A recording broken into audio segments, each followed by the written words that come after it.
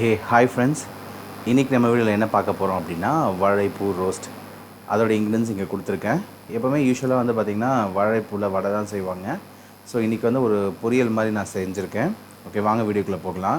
So இதுதான் வாழைப்பூ roast. Okay, யூஸ்வலாக வாழைப்பூ வந்து க்ளீன் பண்ணுறது கொஞ்சம் கஷ்டம். ஓகே, அது உள்ள ஒரு நரம்பு மாதிரி இருக்கும், இதோட ஸ்கின் மாதிரி இருக்கும். இது ரெண்டுத்தையும் ரிமூவ் பண்ணிவிட்டு நான் என்ன பண்ணியிருக்கேன், பொடி பொடியாக கட் பண்ணி தண்ணியில் ஊற வச்சுட்டேன்.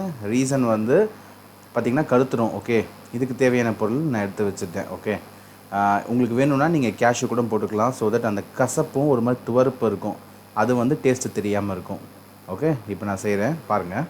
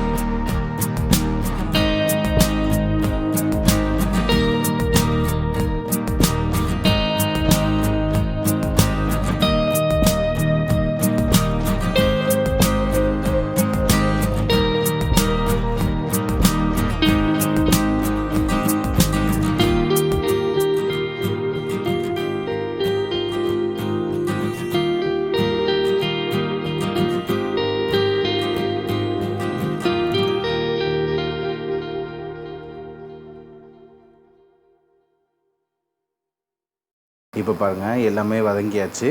நான் இது கூட வெங்காயம் போடுறேன். வெங்காயம் நல்லா பொன்னிறமாக வதந்ததுக்கப்புறம் நீங்கள் வாழைப்பூ நம்ம தண்ணியில் ஊற வச்சுருக்கோம் பார்த்தீங்களா, வாஷ் பண்ணிவிட்டு, ஸோ அதை எடுத்து நான் போட்டுக்கிறேன். ஓகே, உங்களுக்கு வேணும்னா நீங்கள் மஞ்சத்தூள் சேர்த்துக்கலாம். ஓகே, ஸோ நான் வந்து மஞ்சத்தூள் சேர்க்கல இதில். நான் என்ன பண்ணேன், உங்களுக்கு வேணும்னா நீங்கள் கேஷ்யூ கூட நீங்கள் ஆட் பண்ணிக்கலாம், பொடி பொடியாக கட் பண்ணி. ஸோ தட் அந்த துவர்ப்பு டேஸ்ட்டு வந்து தெரியாமல் இருக்கும். ஸோ இன்றைக்கி வந்து நான் வேர்க்கடலை ஆட் பண்ணியிருக்கேன்.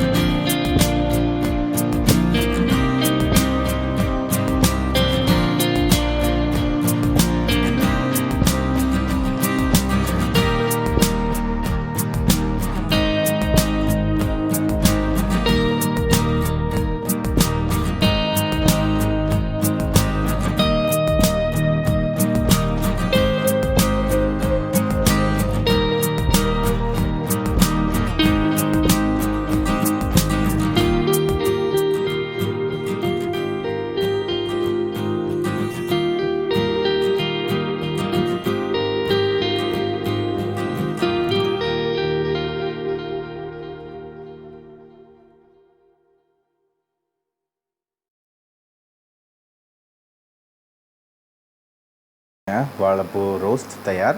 நான் கொத்தமல்லி போட்டு இறக்கிக்கிறேன். நீங்களும் ட்ரை பண்ணி பாருங்கள். எப்போவுமே வடை சாப்பிட்றதுக்கு பதிலாக இந்த மாதிரியும் ட்ரை பண்ணி பாருங்கள். இந்த வீடியோ பிடிச்சிருந்தால் லைக் பண்ணுங்கள், கமெண்ட் பண்ணுங்கள், சப்ஸ்கிரைப் பண்ணுங்கள். தேங்க்ஸ் ஃபார் வாட்சிங்.